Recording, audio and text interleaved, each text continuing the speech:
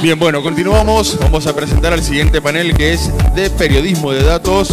El moderador va a ser el señor Mario Ursúa, que es periodista, y él va a presentar a quienes serán los exponentes de esta tarde: Franco Bellomo, de Fundación Conocimiento Abierto; Nacho Castro, coordinador de medios de la Universidad Nacional de Cuyo; y Ezequiel Clerici, de Rosario 3. Pido un fuerte aplauso para ellos.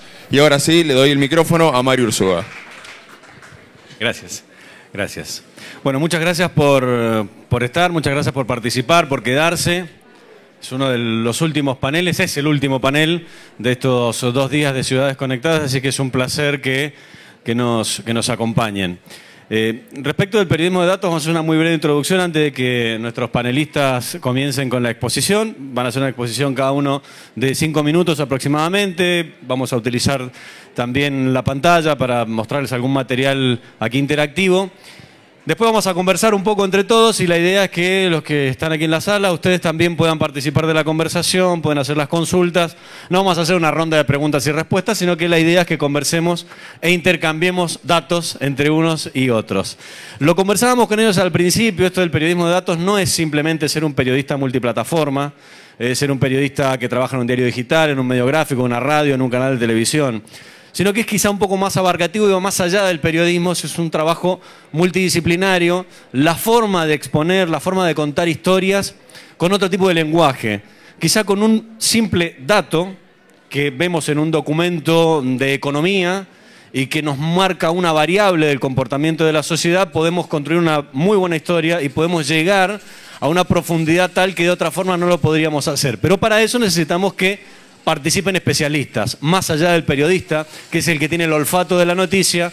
Hay especialistas que van desde el diseño, desde la digitalización, hasta un sociólogo, un economista, ¿por qué no especialistas hasta de otra materia que participen?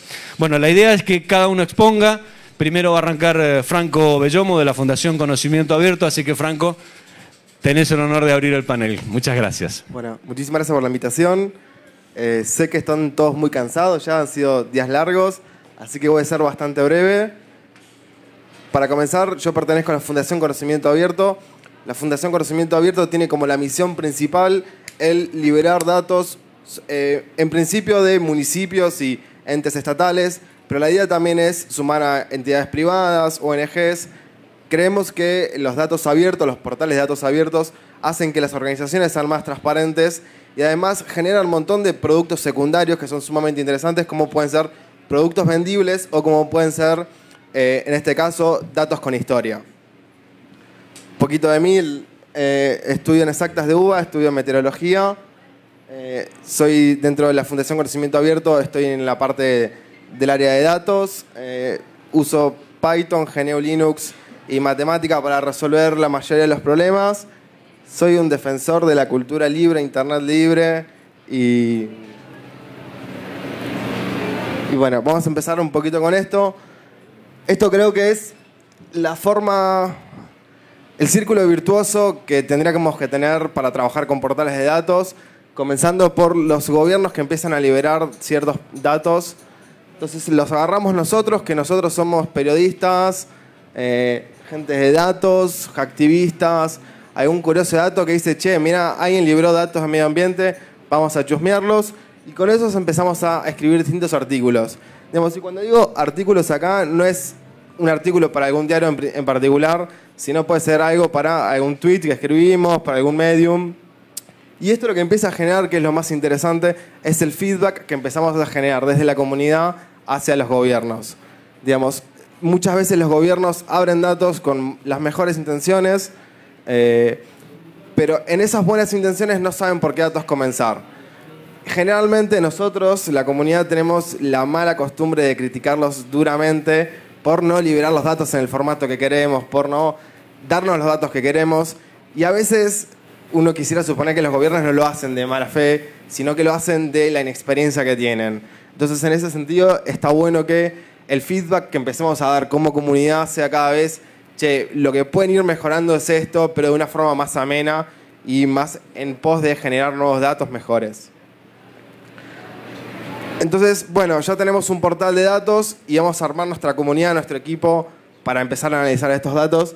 Y yo creo que hoy, si alguien empieza a querer armar un equipo de contar historias con datos, donde los datos tengan un papel fundamental, uno tendrá que aspirar a esta forma de equipo. Tener un periodista, tener un programador y tener un diseñador. El periodista va a ser el que nos va a hacer las preguntas, el que nos va a decir qué datos es el que está necesitando, dónde están esos datos, y es el que nos va a dar el contexto a los datos, que eso es sumamente importante.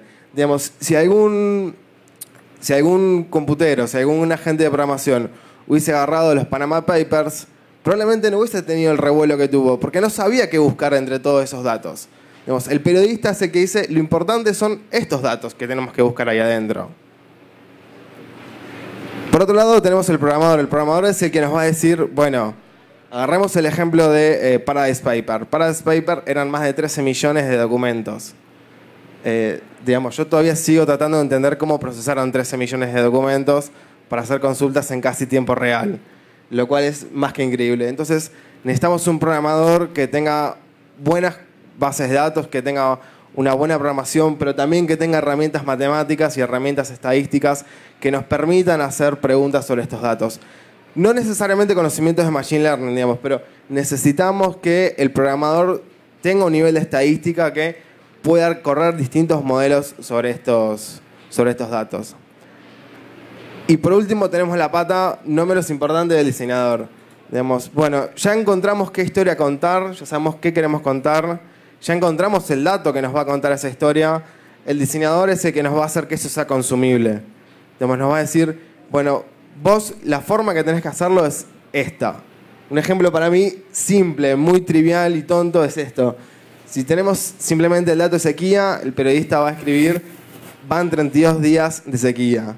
Yo, como programador, hubiese hecho eso, que es totalmente horrible. Los ejes no se alcanzan a leer. Tiene que ser alguien que haya visto alguna vez algún gráfico para tratar de entender eso. En cambio, el diseñador hubiese hecho eso. Nada, una imagen y un valor. Eso hace que la forma de contar esa historia sea totalmente distinta. Digamos, y eso lo pongo en un tweet, lo pongo en un Medium, digamos, ni siquiera necesito más texto que eso. Simplemente con eso ya transmití la idea que quería transmitir. Y ahí se ve fuertemente el trabajo entre los tres. Entre el periodista que encontró la historia que quería contar, en este caso de la sequía, el programador que fue el que indagó en las bases de datos en los distintos lugares, descargó los datos que necesitaba y corrió los análisis que necesitaba, y el diseñador que fue el que encontró la forma correcta de comunicar esto y que sea consumible. Y lo que tienen en común los tres son los datos. Digamos, los tres manejan este lenguaje en común que son los datos. No los tienen que manejar los tres al mismo nivel, digamos, cada uno los va a ver a los datos de una forma distinta, desde un punto distinto, pero sí tienen que tener un lenguaje en común que sean los datos. Algo que me parece interesante resaltar es que ninguno de esos tres roles tiene que ser un rol universitario, digamos, ¿no? No es que el de programación tiene que ser alguien de computación, digamos. Generalmente en los equipos de la fundación yo me encargo de la parte de programación y soy meteorólogo. Pero sé manejar datos. La gente de diseño no son gente de diseño, pero es gente que tiene una mente abierta, gigante, y dice la forma de comunicar es esta, digamos. Eso me parece muy interesante. Algo cortito para cerrar y ya paso el micrófono. Lo que me parece más interesante a mí de contar datos con historia es que las notas pasan a ser objetivas. Digamos, siempre cuando se cuenta una historia es, bueno, es la posición tuya, es la posición de este periódico. Digamos, vos te dejás influenciar por ellos. Pará, porque si ahora yo tengo el dato, yo te digo que este dato es así, esto pasó así, deja de ser mi opinión personal, mi opinión como editorial, y pasa a ser lo que el dato está diciendo. Entonces da una objetividad a la historia que es muy distinta. Fomenta las decisiones objetivas esto también, porque elimina esa discusión de, bueno, vos te estás dejando influenciar por alguna editorial o por alguna línea de pensamiento. No, yo estoy siguiendo los datos, lo cual no siempre es trivial, porque cuando queremos hacer un análisis sobre un conjunto de datos grandes y contar una historia muy larga sobre eso y generar muchos valores agregados sobre esos datos, digamos, cuando queremos hacer un análisis estadístico grande y queremos comunicar ese análisis que hicimos, no es trivial tratar de hacer eso. Bueno, el feedback a los portales de datos. Para mí eso es algo fundamental. Digamos, Argentina está creciendo fuertemente en el índice de portales de datos a nivel internacional y gran parte de eso es por los feedback que da la comunidad. Sobre todo los portales más chicos por ahí provinciales, donde la gente dice, che, mira, yo entré a ver estos datos y la verdad que están mal estos. O la verdad que uno podría decir, che, mira, yo el dato que necesito, vos me estás dando el dato, no sé, por hora, y la verdad que si me lo dieras cada día me serviría mejor. Y capaz que la persona que está atrás del portal de datos lo puso de otra forma, pero sin mala intención, simplemente porque no sabía y pensó que era la mejor forma. Entonces, ese feedback que tenemos que tener entre cuando estamos contando la historia y la gente que nos dio los datos es sumamente importante para generar nuevas historias. Generar nuevos datos. Digamos, cuando estemos haciendo nuestra investigación, lo más probable es que no tengamos todos los datos. Sería como media aburrida capaz que la investigación. Y vamos a necesitar scrapear, vamos a necesitar encontrar de algún otro lugar esos datos. Yo creo que parte importante de la investigación también es hacer públicos esos datos. Bueno, encontramos estos datos, contamos nuestra historia, tengamos los datos por primicia y contemos nuestra historia, y una vez que contamos esa historia y fue furor, liberemos los datos también para que otra gente pueda encontrar otras historias que a nosotros no se nos ocurrió con esos mismos datos que fuimos generando nosotros. Bueno, y esto tratando siempre de generar un impacto positivo sobre la sociedad y cómo los datos abiertos pueden ayudarnos a generar nuevas soluciones que no teníamos en cuenta para en pos de una sociedad mejor. Así que bueno, espero no haberme excedido y paso la palabra. Gracias. Gracias. Franco Bellomo, de Fundación Conocimiento Abierto. Y ahora le vamos a dar paso a Nacho Castro, ¿o no? Va a ir Ezequiel Clerici, de Rosario 3, que nos visita y estamos conectando la máquina para que él también haga la exposición. Con Ezequiel conversábamos al principio, como él hablaba de los Paradise Papers o de los Panama Papers, quizá por ahí son datos hasta quizá un tanto mínimos y que los pasamos de largo. Hablamos, por ejemplo, del consumo de la cerveza. Teníamos un dato estadístico del consumo de la cerveza y a partir de allí podemos crear toda una historia, podemos contar una historia y hasta el comportamiento de nuestra sociedad en base a uno o menos o más o menos litros de cerveza que consuma. Por ejemplo, la República Argentina. A veces esto nos pasa de largo, a veces es parece que es un número superfluo, pero bien puede marcar y puede escribir toda una historia y marcar la tendencia del comportamiento social si con ese número, con ese dato, le damos participación a otras áreas de la ciencia más allá del periodista y su olfato periodístico. Hay un dato muy interesante que tiró Franco, que por ahí es al procesar grandes volúmenes de información o hacer accesible el proceso de todos esos volúmenes de información, es donde empiezan a surgir los datos. Digo, los Panama Papers, o poco tuvo que ver la Argentina con los Panama Papers, si bien hubo un equipo trabajando en él. Lo cierto es que cuando las plataformas están listas para que cualquier periodista pueda consultarlas y encontrar apellidos ahí adentro, digo, porque no es que saltó Messi porque saltó Messi. Alguien lo buscó a Macri, él buscó a todos. Es un periodista, tuvo acceso a esa información de una manera digerible para poder encontrarlo y de ahí generar la nota. Y a partir y a partir de allí también darle participación, por ejemplo, a un especialista que nos indique si una sociedad offshore o una cuenta offshore es delito, necesita juristas, economistas, especialistas en contabilidad, y a partir de allí poder determinar, no simplemente con el dato de que figura Nacho o Mario con una cuenta, ¿no tenés cuenta en Barbados? Ninguno de ustedes tiene cuenta en Barbados o figura en una sociedad offshore registrada en Barbados, significa que somos un delincuente. Quizá por allí también la participación de otros especialistas nos lleva a tener una historia contada en serio, que más allá del dato, de la objetividad del número, que sea irrefutable, también no se puede refutar la historia con la participación de los demás. Bueno, ahora sí, Ezequiel Clerici de Rosario 3, tu turno. Bueno, en principio agradecerles a todos, a Nacho por recomendarme, a quienes me invitaron, a Analía, que muy amablemente estuvo haciendo toda la gestión, a todos ustedes por estar acá. Como bien comenta Mario, yo soy periodista, trabajo en rosario3.com y a su vez soy uno de los coorganizadores de Hackers en Rosario. Desde hace un tiempo, les cuento un poco a qué viene lo que están viendo acá. Lo que está acá viéndose es un mapa de homicidios dolosos de la ciudad de Rosario. El trabajo surge a partir de una conversación con otro periodista que se llama Hernán Lascano, que escribió un libro que se publicó recientemente junto a Germán de los Santos, que se llama Los Monos, que es la historia de la familia narcocaracterística de Rosario. Este mapa se realiza en base un poco a conversaciones con él. En 2013 en Rosario tenemos un pico de homicidios dolosos. O sea, venía aumentando desde el año 2010 y tiene su pico máximo en 2013 con 264 homicidios dolosos en todo el departamento de Rosario. Esto incluye algunas zonas aledañas, como podría ser en este caso Godoy Cruz de la ciudad de Mendoza. Bueno, y a partir de ahí empezamos a pensar cómo podíamos visibilizar esto. ¿Cuál era el problema?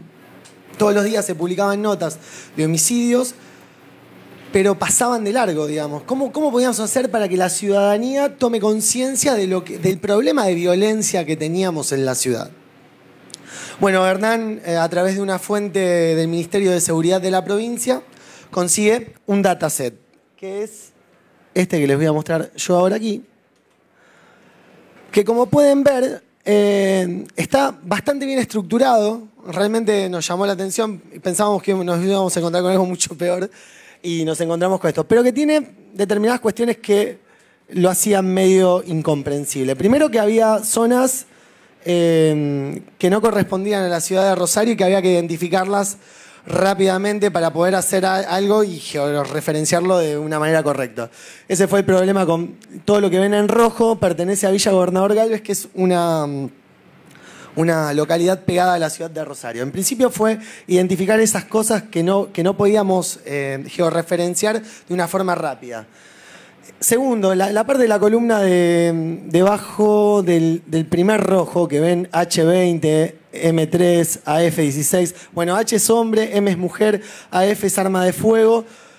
Y esos son, bueno, menores de 15, menores de 35 años. Esas son todas cuestiones que hacía la policía para ellos saber y que a nosotros realmente no nos interesaba. Lo otro que no teníamos era la latitud y la longitud del lugar en donde se había cometido ese homicidio, que es, como pueden ver, lugar Ituzaingó 3225. Yo le estoy haciendo un poco todo lo que fue la cocina del laburo para que ustedes lo puedan entender después en el mapa, porque creo que la introducción que hizo aquí el compañero fue muy clara de lo que significa periodismo de datos o cómo hacerlo. Bueno, a partir de ahí nosotros empezamos todo un trabajo de limpieza, que es lo que ustedes pueden ver acá. Acá tenés mucho mejor estructurado, bueno, víctima, la dirección. La dirección era importante dejarla para nosotros idéntica a como la habíamos encontrado en el dataset por una cuestión de respetar a la fuente oficial, digamos, la policía. Pero teníamos un problema. No siempre la dirección que la policía anotaba se correspondía con un lugar real, digamos, o llevaba otro nombre. Entonces, a partir de ahí, lo que empezamos a hacer... voy a sacar un poco el micrófono. Ahí está, gracias. Gracias, Nacho. Lo que empezamos a hacer fue buscar uno a uno estos homicidios, que en la ciudad eran 214. Gracias.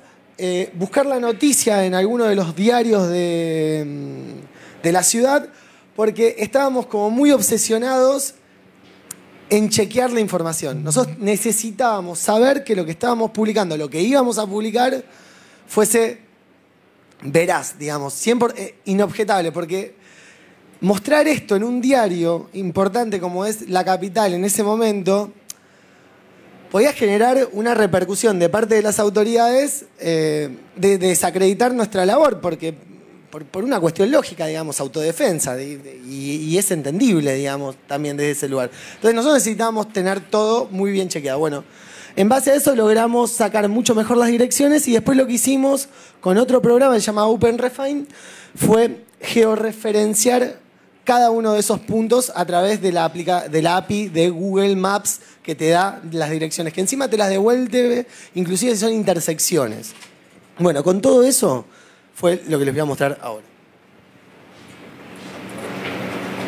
Logramos... Hubo un gobernador que tuvo algún quilombito con un mapa del delito así. Eso me estaban comentando de que, bueno, un gobernador aquí ganó con la idea de mapa del delito. Bueno, nosotros lo terminamos haciendo. Y como pueden ver acá, les voy a poner algunas cuestiones, ¿no? Reproducir en principio. Acá lo que pueden ver es cómo a medida de los meses y de los días se fueron generando esos homicidios. Estos son del año 2013, los que vengan en azul son del año 2014. Bueno, no necesariamente lo tenemos que ver a todo. Después lo podés dividir por zonas de la ciudad. La ciudad está dividida en distritos. Lo podés ir marcando cada uno y ver, digamos, ¿qué te sirve esto? Vos sos de una gente, sos un estudioso de Derecho, por ejemplo, que fue una cosa que nos pasó con la Universidad de Derecho. A ellos les servía mucho empezar a ver cuáles eran las zonas que, si se quieren, calientes de la ciudad, cómo eran los tipos de homicidios. Porque si vos vas y te parás en un punto, lo que te devuelve es, bueno, el nombre de la persona, la fecha en que murió, el lugar en donde eso sucedió, la comisaría a la cual corresponde el homicidio de él, porque eso también nos servía para saber, bueno, cómo están trabajando los investigadores. Van notando el nivel de cómo vamos desgajando la información y vamos encontrando historias que a nosotros como periodistas nos permitía contar distintas aristas del tema. Bueno, y como pueden ver, nosotros teníamos una leyenda que donde identificabas arma de fuego, arma blanca o objeto contundente, que eran las calificaciones que la policía le daba a determinados homicidios. Y la nota a la que vos podías linkear para saber que lo que estábamos marcando ahí era real, o sea, que ese homicidio se había realmente cometido. Cuando vos trabajás con homicidios tenés una ventaja que en otras etapas de trabajar con datos no tenés. El cuerpo es inocultable. O sea, si existe un cuerpo, hay un registro. El Estado tiene un registro de eso. Y sobre todo si es una muerte en una ocasión violenta, por decirlo de una manera. Bueno, en base a eso trabajamos todo esto que ustedes pueden ver acá.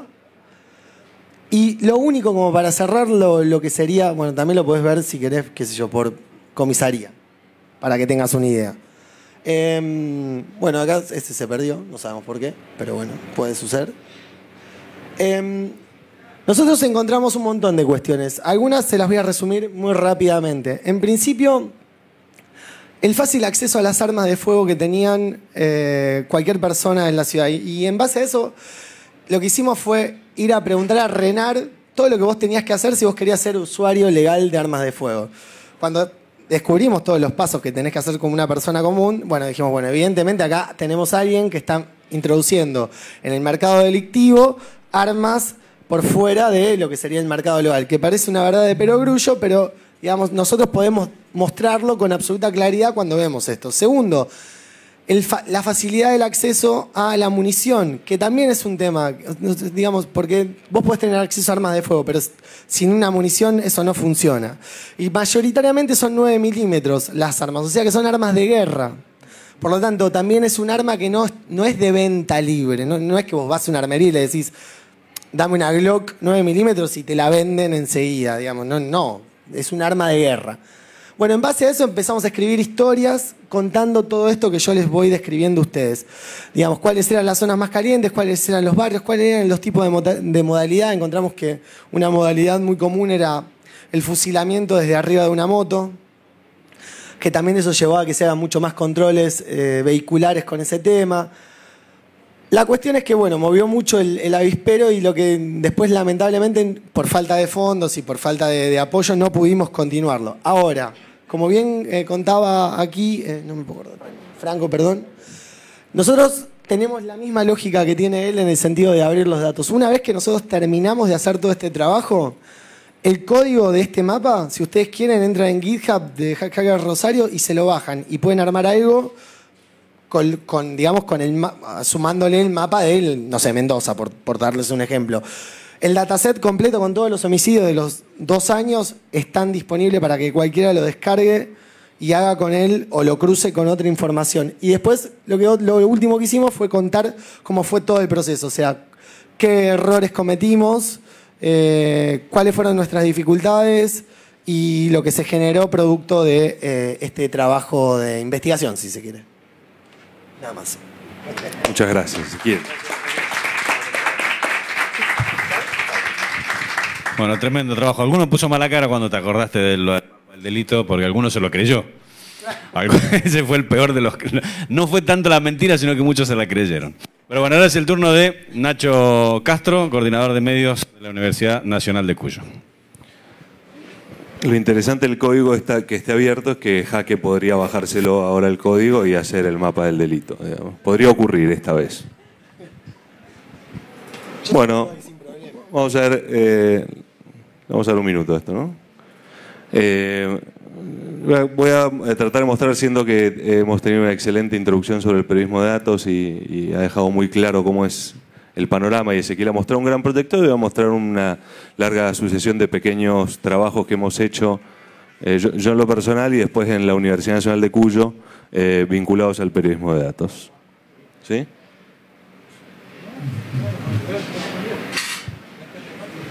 ¿No?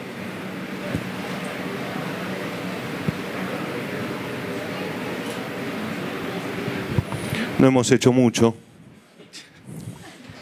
Han ahorrado bastante energía. Ah, no, ahí se salió lo del ahorro de energía. ¿Estamos? Sí. Vamos a resetear como buen técnico en computadora. Aparte, nunca se ve una presentación si no te pasa algo. Claro. No te funciona el cable, no te termina justo. Más si es sobre tecnología, digamos. Ahí está, ahí viene, ¿eh? Ahí viene. San. Bueno, mientras carga, que ahora sí me tengo mucha fe, voy a contar un poco algunos de los trabajos. Esto ocurrió hace ya muchísimos años, en la Media Parte, un evento donde hice mi primer trabajo de periodismo de datos, donde un poco lo que nos propusieron en este taller, la gente de The Guardian, era armar algo con el quilombo que había en su momento con el INDEC, ¿no? Que el INDEC medía cualquier cosa, o no sabíamos si los datos eran buenos, eran malos. Había una medición del INDEC, otra medición de la gente, entonces dijeron, bueno, ¿por qué no generan algo a raíz de esto? Nosotros, el periodismo de datos tiene como base periodistas, programadores y diseñadores. Nosotros no conseguimos diseñador para este proyecto, así que le voy a pedir disculpas porque fue horrible. Pero hicimos el Angry INDEC, ¿no? Que un poco lo que buscábamos con el Angry INDEC era, usando el juego como método, que el usuario pueda palpar qué tan lejos estaba de la realidad del INDEC, ¿no? Entonces lo que ocurría cuando vos cliqueabas es que, como en el Angry Bird, en vez de volar pajaritos, volaban sachet de leche, ponele, ¿no? Y el sachet de leche caía tan lejos, vos cargabas a cuánto lo comprabas en tu casa y apretabas play y te tiraba la distancia que había entre tu realidad y la realidad del INDEC, ¿no? Que era una gran soncera, pero muy divertida, y que la publicamos tras un hackathon y terminó explotando. Ahora tuvimos como 10.000 usuarios. Uno de los programadores tuvo la destreza de guardar el dato del usuario y pudimos armar un mapa de calor sobre qué zonas de la Argentina estaban más lejos o más cerca de la realidad del INDEC, ¿no? Lo que a mí en particular como periodista me sorprendió fue el ruido que se generó, porque lo empezaron a levantar medios de todas partes del mundo, ¿no? Y cuando digo todas partes del mundo, acá hay algunas muestras. La gente de la agencia italiana, la agencia de noticias de Italia, generó todo un video contando el fenómeno, que no tenemos audio ahora, ¿no? Pero bueno, ahí hay una italiana diciendo el fenómeno de la Argentina y bla, bla, bla, que fue para nosotros como muy revelador, ¿no? Entonces nos dimos cuenta que había en estas formas imaginen a la italiana ahora, que es divertidísima, en esta forma de contar historias había algo que podía llamar poderosamente la atención y que podía trasladar información a usuarios que cada vez leen menos, fundamentalmente, ¿no? Que es un poco el problema que detectamos, ¿no? Entonces hicimos, tiempo después,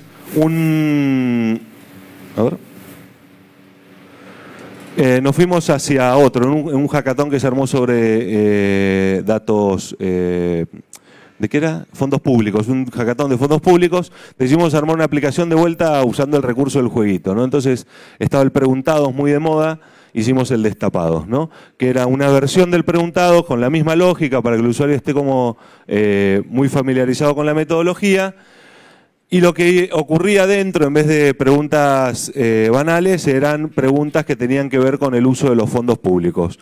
¿Cuánto gasta un legislador en promedio en viáticos? ¿Cuántos funcionarios, cuántos asesores puede llegar a tener? Un set de 100 preguntas que iban enseñándole al al usuario qué cosas ocurren con los fondos públicos, ¿no? Y después de esto llegamos a la universidad y armamos un departamento de noticias interactivas, un poco la misión que teníamos. Estábamos fundando el sistema de medios de la universidad llamado Universidad, www.unidiversidad.com.ar.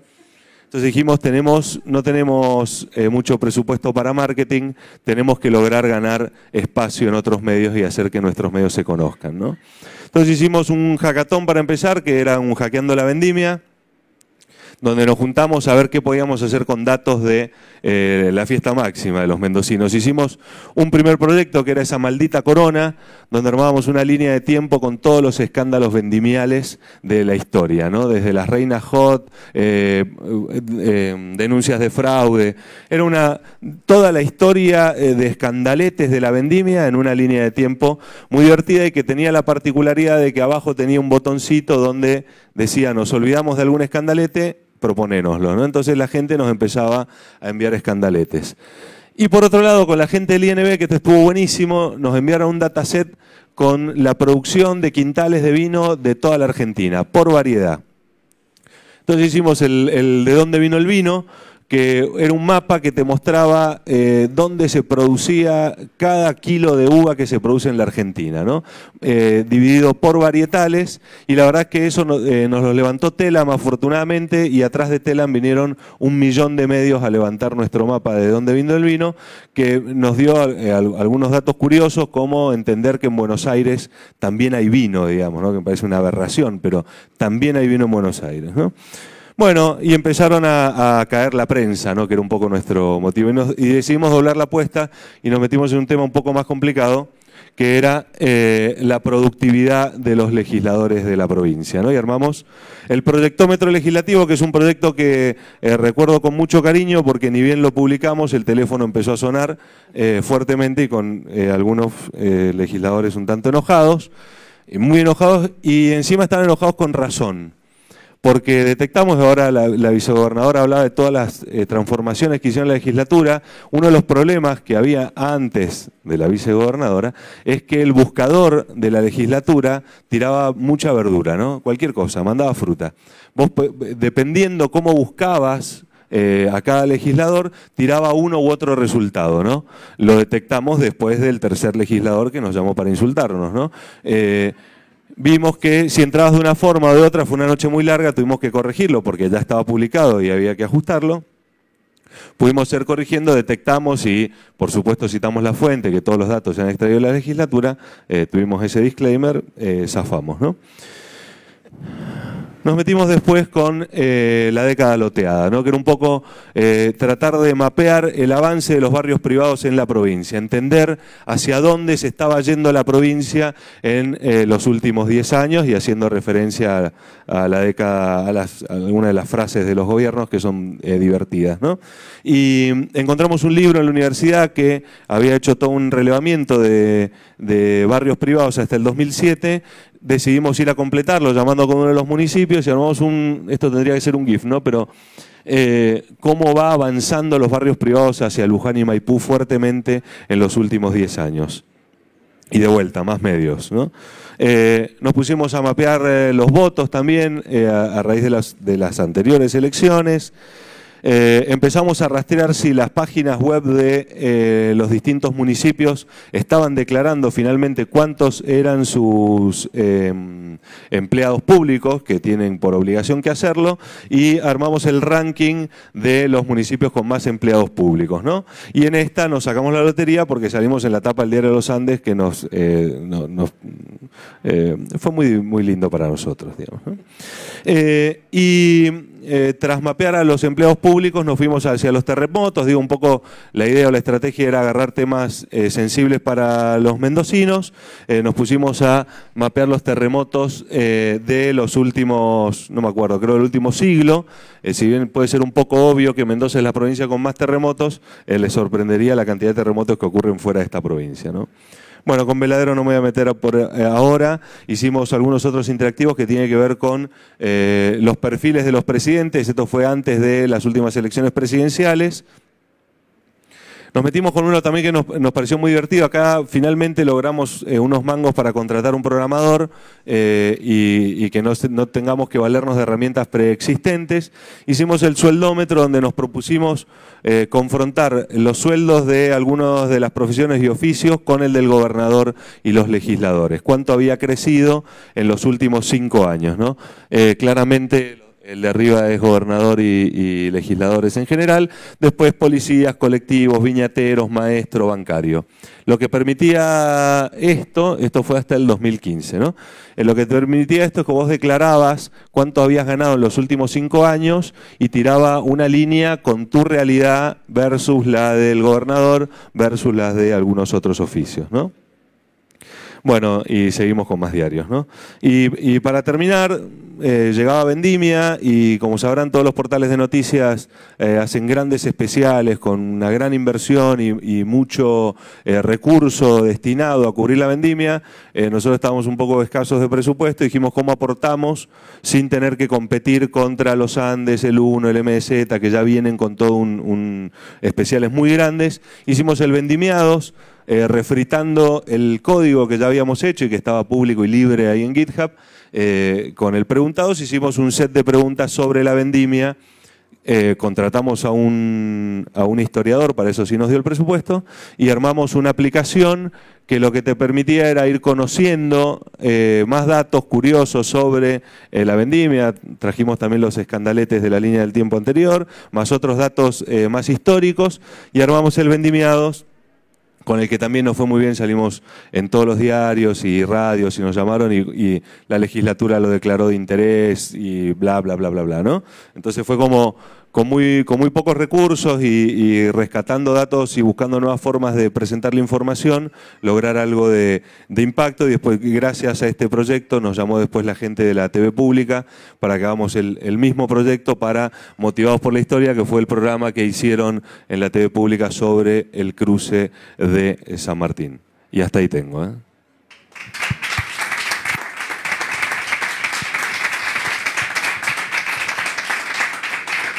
Bueno, ahora vamos a empezar a conversar. Quien quiera participar de la charla puede hacerlo. Levanta la mano, le damos la palabra y participa. No vamos a hacer el formato de preguntas y respuestas, ni conferencia de prensa, ni nada por el estilo, sino que charlamos. Como nadie levanta la mano, arranco yo. Nadie levanta la mano, nadie levanta la mano.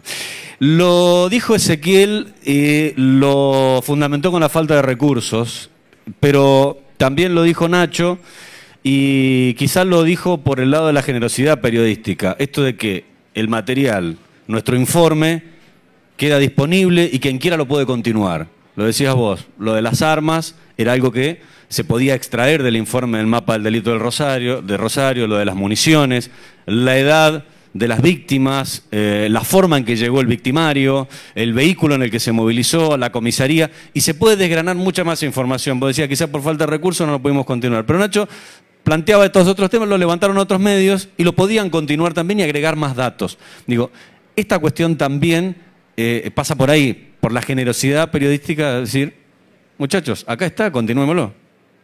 No sé quién. Hay algo clave, al menos cuando nosotros quisimos armar el departamento de noticias interactivas de la universidad, quien nos mentoreó con esto, que es Mariano Blechman, un mendocino que está en Buenos Aires y es experto en la materia, nos dijo: no traten de reinventar la rueda, ¿no? Usen herramientas existentes, usen todo lo que ya ha hecho la comunidad como para poder seguir adelante y empezar a trabajar en lo que realmente necesitas, que es contar una historia. Digo, nosotros el 95% de las cosas que les mostré está hecha con plataformas gratuitas, abiertas, que no necesariamente requieren de un programador, que lo puede hacer un periodista con un poco de curiosidad, y que hace que la comunidad te ayude a seguir contando ese tipo de historias. Lo mismo pasa con el mapa de Ezequiel o con tantos otros proyectos que lo que buscan es no quedarse, no abrocharse, y creo que tiene un poco que ver con las características de esta comunidad, sino por el contrario, que crezca, que alguien lo mejore y que podamos hacer mejores versiones aún. Sí, yo lo que también creo en ese sentido es que un poco, digamos, somos una generación de periodistas, o mejor dicho, es una generación que está muy cruzada por la cultura de Internet. Digamos, la cultura de Internet tiene mucho que ver con compartir, con trabajar de forma colaborativa.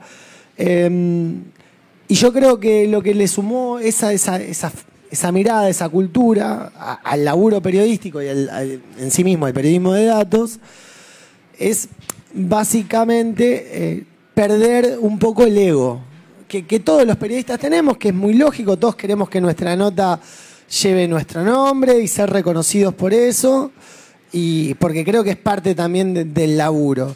Y un poco acá lo que haces es se pierde esa imagen de el periodista. Y lo que pasa a verse es un equipo de trabajo. Creo que por ahí ese es el aporte, ¿no? Y también esto, ¿no? La mirada del programador y la mirada de un diseñador, que es muy, pero muy distinta a la que puede tener tal vez un periodista, enriquece muchísimo el trabajo. Sobre todo si uno tiene la capacidad de darse cuenta que ese otro tiene una mirada súper interesante y que te puede aportar un montón de cosas que vos no estabas mirando y no viste en su momento. Sí, aparte me parece interesante, muchas de estas herramientas, muchos de estos proyectos nacen en hackathons, que son ambientes sumamente colaborativos y nacen de comunidades como Hackers, que son comunidades sumamente colaborativas y que buscan esto, que buscan que cada vez que las herramientas que vamos produciendo no se vuelvan a reinventar, como decían recién, sino que queden libres y bueno, che, ¿alguien quiere seguir esto? Entrá a mi GitHub, bájatelo y nada, seguí de donde puedas y si no entendés algo me escribís un mail y veo cómo te puedo ayudar y seguís con eso de ahí. Pero me parece que eso es algo muy fuerte de esta comunidad y que crece cada vez más. Y una cuestión que por allí las nuevas generaciones de periodistas de algún modo tenemos que inculcar en nuestros superiores, si trabajamos en un medio rentado, que es lo que marcaba Ezequiel en el trabajo del mapa del delito. Podés hacer clic en el circulito rojo y te sale otro diario, que es el que publicó la nota.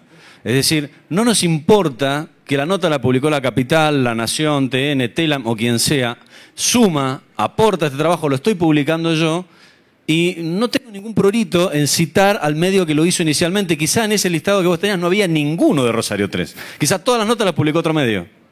De hecho, La Capital fue el que históricamente siempre es el que mayor cobertura tiene porque trabaja... Mi redacción somos 10 personas en los turnos rotativos. La Capital tiene 200 periodistas. Entonces, el 80 y... no me puedo acordar el número preciso, pero estaba arriba del 80%, ellos tenían cubiertos los homicidios. O sea, nosotros tenemos un 20% que no tiene la fuente directa. Pero bueno, créanme que buscamos por todos los medios para chequearlo y los que encontramos los pusimos y dijimos, bueno, él lo encontró porque nos servía, nos cubría a nosotros. ¿Alguien va a hacer alguna pregunta? Porque tengo un dato. Bueno, hacemos la pregunta y yo te paso el micrófono. Dale, ¿qué tal? Buenas tardes. Para un periodista que quiere aprender a programar, para ustedes, ¿cuál es el primer paso? Programar para hacer periodismo de datos, obviamente. No, yo no sé programar. Para mí no hay que programar. Google es el primer paso, pero me parece que lo interesante es que el laburo en equipo, digamos, ¿no? Nos pasó ayer hicimos un hackathon acá de datos abiertos y trajimos en universidad una periodista que tiene alergia al Excel, no soporta los datos, no sabe usarlo, ¿no? Y al lado le pusimos a una chica de la redacción que le gustan muchísimo estas plataformas y entre las dos y en el portal de datos abiertos de gobierno encontraron que las empresas de energía eléctrica le deben 152 millones a los usuarios, ¿no? En datos que están públicos hace rato y que una periodista que sí sabía qué dato podía ir a buscar, más alguien que se manejaba con las herramientas, terminaron tirando un muy buen título. Para mí, la verdad es que para mí es un debate muy interesante porque siempre dije tendría que ponerme a programar, pero la verdad que programe otro, no es necesario. Y aparte porque la mirada del periodista también tiene que seguir enfocada en la historia. Es fundamental que alguien esté pensando en la historia. Digamos, como hay gente que puede cubrir la parte técnica y que lo hace de una manera espectacular, mucho más rápida, mejor ordenada, con muchísimo más criterio que nosotros tenemos que ponerle la parte de bueno, ¿qué historia queremos contar? ¿Por dónde vamos a ir? ¿Qué le vamos a pedir a esa persona que sabe muchísimo mejor que nosotros manejar estas herramientas? ¿Qué tiene que buscar? ¿O qué nosotros queremos que busque? Tal vez él encuentre otra cosa que está hasta inclusive mejor que la nuestra. Pero en principio es como liderar un proyecto desde la cuestión narrativa de la historia. O sea, poner la cabeza que le pone un periodista cuando hace su trabajo. Sí, de todas formas creo que tiene que haber un poco de lenguaje en común para saber qué es lo que puede pedir el periodista. Digamos, a veces me ha tocado trabajar en grupos que te dicen, che, y yo quisiera todos estos datos para mañana. No, monstruo, claro, no, es imposible hacer eso. Entonces, claro, sí. Así, en 5 minutos, dale, si vos sos bueno en esto. Entonces, creo que tiene que haber un poco de lenguaje en común y en eso hay buenas herramientas como OpenRefine o Tableau, que son herramientas que sirven para acercar y hacer una primera aproximación. Hola. Bueno, muchas de las personas que venimos acá a Ciudades Conectadas, en verdad venimos a buscar como estrategias para trabajar con los equipos, sobre todo en organismos públicos. Me gustaría saber desde la experiencia de cada uno de ustedes si nos pueden dar algún tipo de tips a estos grupos de trabajo que a lo mejor tenemos una idea, queremos abrir los datos, crear aplicaciones, crear un mapa del delito o estar en experiencias como hackatones que nos permitan exactamente comenzar a trabajar. Quisiera saber eso, o sea, ¿qué tips nos pueden dar a estos grupos de trabajo para empezar a trabajar en forma conjunta y claramente una necesidad de trabajar interdisciplinariamente como mencionabas? Creo que está muy vinculado a lo que preguntaba Lucas también. Digo, primero laburar en equipo. Digo, para mí un periodista no tiene que programar porque si lo puede resolver todo él empieza a perderse muchas cosas, ¿no? Yo en lo personal, la manera en que llegué a este mundo, cómo me metí de lleno es yendo a hackatones, yendo a la Media Party en Buenos Aires, conectándome con gente como Ezequiel. La verdad es que la comunidad es súper generosa y hay infinidad de grupos de WhatsApp que lo que tires te devuelven con alguna respuesta, de las cosas más simples a las cosas más complejas. Para mí la mejor forma de arrancar es usar herramientas como Tableau, Carto, Infogram, que son herramientas gratuitas que nos permiten a nosotros empezar a masajear datos para ver qué cosas surgen y te da un poco la pauta de qué cosas puedes hacer. Creo que hay muchas herramientas y me parece que la mejor manera es echando a perder, digo, enchufando dataset, viendo qué cosas surgen y viendo si eso genera alguna visión. Yo me salté recién rápidamente un pequeño gráfico que hicimos cuando se descubre el derrame de la mina de Veladero. Adentro de la nota, que no fue una nota interactiva, pero adentro de la nota encontramos un párrafo con 5 valores de metales pesados en el agua, ¿no? Y era un párrafo aburridísimo que tenía un montón de números. Cuando le metimos en Infogram y terminó siendo un gráfico de barras interactivo que podías elegir el metal pesado, la nota cambió 100% y nos llegó después el rumor de que Gioja estaba furioso con nuestro gráfico porque le estábamos dándole una dimensión a un párrafo aburridísimo de qué cosas pasan. Entonces, perderle el miedo, echar a perder y aprender a laburar en equipo. Digamos. Franco Bellomo, Fundación Conocimiento Abierto, Nacho Castro, coordinador de medios de la Universidad Nacional de Cuyo, y Ezequiel Clerici de Rosario 3, nuestros panelistas de periodismo de datos. Y Mario Ursúa, periodista, que fue el moderador también. Fuerte el aplauso para él. Gracias. Muchísimas gracias, chicos.